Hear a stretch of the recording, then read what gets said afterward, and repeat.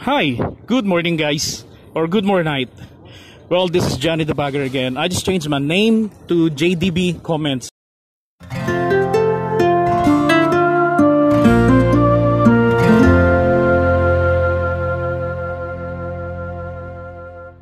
Nandito ako ngayon sa Baseco.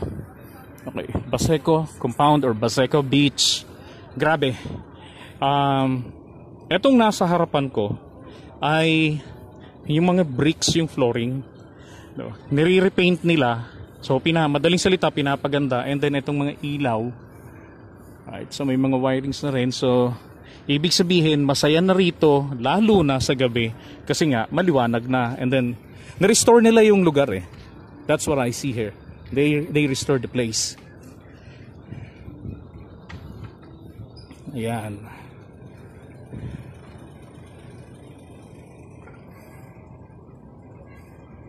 So dun sa kabila na yon, dun ang pier. Diba? Yung mga container vans. So first time kong pumasok dito sa lugar na to. Although nakikita ko yung ibang mga nagla-live sa YouTube. Right, this is really cool. Okay. Ayan. So they're painting the flooring, the bricks red.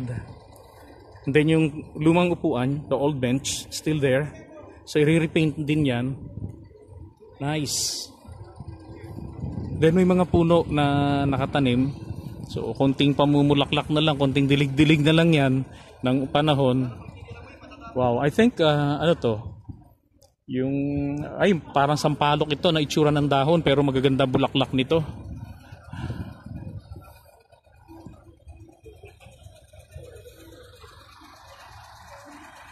So, lungsod ng Maynila ang bagong Maynila. DEPW.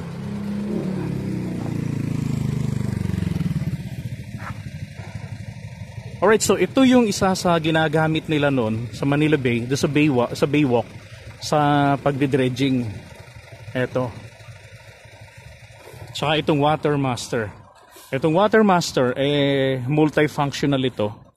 Hinahalughog talaga niya ng kaila-ilaliman.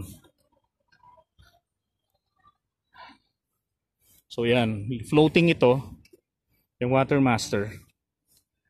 Ganun din itong grabe. Oh man, this is a monster machine.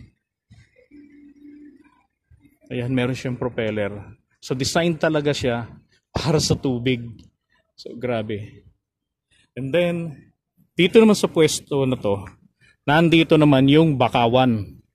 So yung mga nagsisisigaw lagi na lagyan ng bakawan or mangrove ang Manila Bay, come on, hindi lahat ng lugar pwedeng lagyan ng bakawan.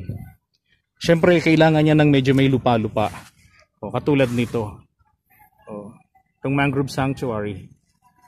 Diba? At saka kailangan ito ng brackish water, hindi yung talagang sobrang yung matapang, yung mataas ang salinity.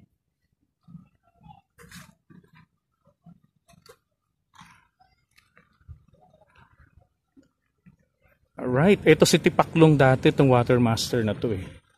Yung tinatawag namin dun sa may Baywalk na Tipaklong. Kasi nga kulay green. And then itong mga beam na to, hindi yan beam actually, tumatayo yan. Katulad niya, no? Ng mga itim na yan. Ayan. Tumatayo yan. So kumbaga nagiging parang paa niya yan. And then one time I saw na naglalakad to. Yun pangkapit niya. Nakakatuwa to actually talaga. Bubungkalin niya yung tubig, grabe.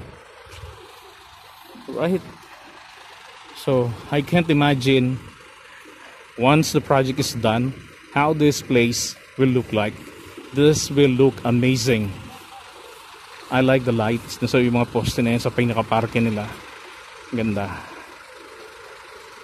I like the color. Merong ng gold. And then meron ditong outpost ng kanilang barangay. Ito nga si Chairwoman Diana Espinosa.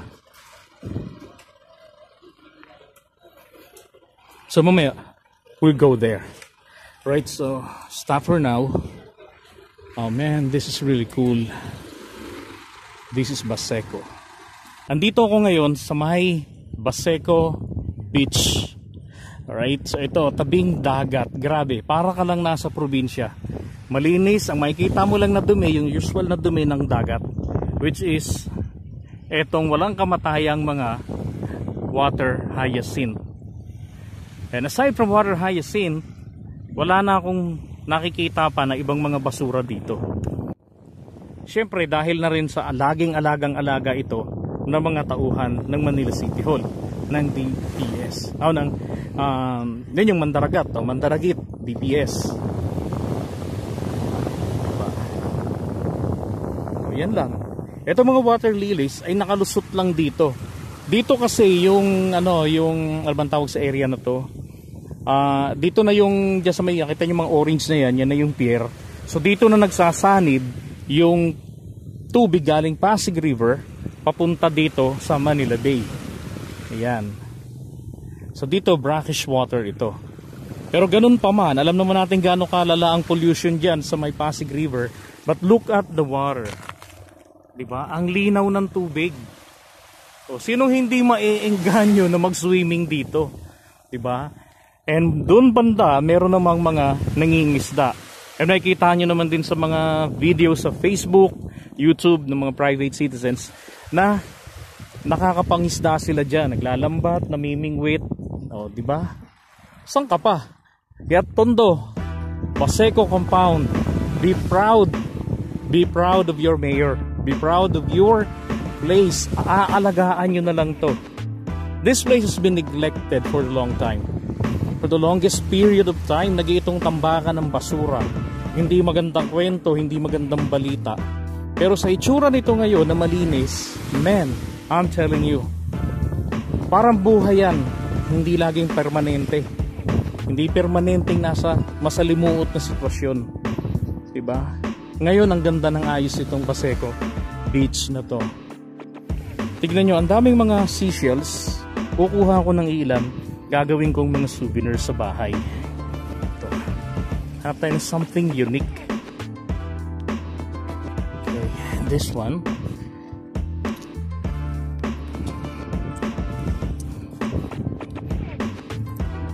Yun, gusto kong kulay ito. Ito. And this one.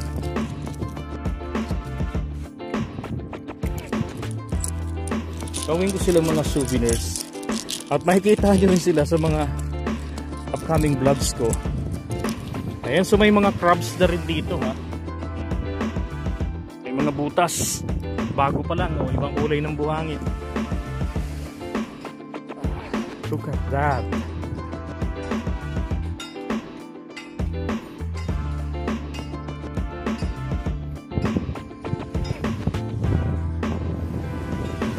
So itong kahilera na to na parang gumuguhit na puti, ito po ay mga seashells na tinangay ng agos o ng alon ng dagat. Ayan o. Ganito rin yung nakita ko dun sa may tabi ng US Embassy nung hindi pa natatambakan ng white sand or ng dolomite sand. Nung nililinis pa lang yung lugar.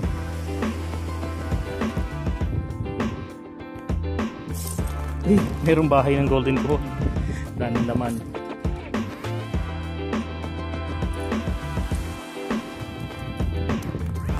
O, diba? Ang ganda. Wow! Gusto ko to. Parang ulo ng unicorn. Kita nyo, lumalagutok yung inaapakan ko.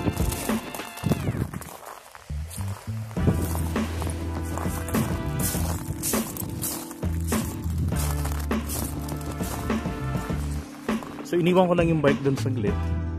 So ayan o, ikita ko rito ha. Sa pwesto ko yung mga papuslit-puslit na mga talangka o limasag ba yan. Then this one, I'm gonna keep it. Gawin ko itong souvenir. Hindi naman siguro makakasira sa kalikasan yung isang piraso at wala naman ang laman yun.